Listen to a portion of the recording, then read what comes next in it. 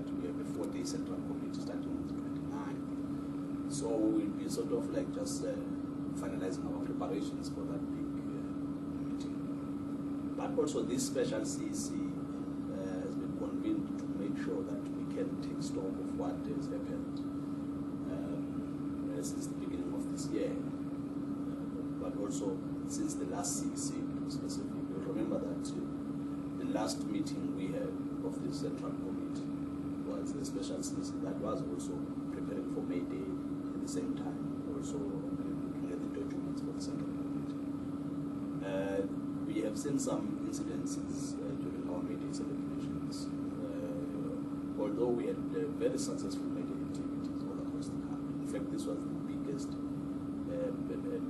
May Day we've had in a long while. The level of mobilization was very high because we're very enthusiastic. The marches all across the country were very successful. We will then be taking stock of what has happened, especially because there were some controversies and incidences that took place in some of our May Day activities.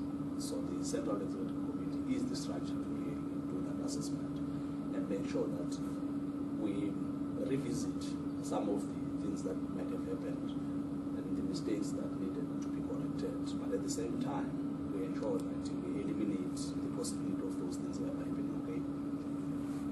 Okay, now you mentioned the controversies that took place around, particularly the main rally in Bloemfontein. Has Cosatu come out and said anything about it, or will you say anything after the special CEC? Well, for us, the only thing that we have said is that it was a regrettable incident. I mean, the Bloemfontein rally was our main event. Yeah, of course, the marches that were taking place all across the country did happen. Even the one near Bloemfontein, by the way, people forget this, that the workers peacefully marched and handed over memorandums of demands to employers. The only thing that workers objected to was the presence of President Jacob Zuma in the meeting. That is an issue that we will have to address because, of course, the workers who were watching on TV missed an opportunity to really listen to what was the May Day message from the President of the Federation. At the same time, to really hear a solidarity message from our alliance partners. There are issues that need to be clarified, and the special CEC is the only structure that has got that capacity or the mandate to actually clarify those issues. Central to actually what happened. The fact that we have a standing position of the CEC that the President of the Republic should step down, that as Cosatu we no longer support him as the President of the country.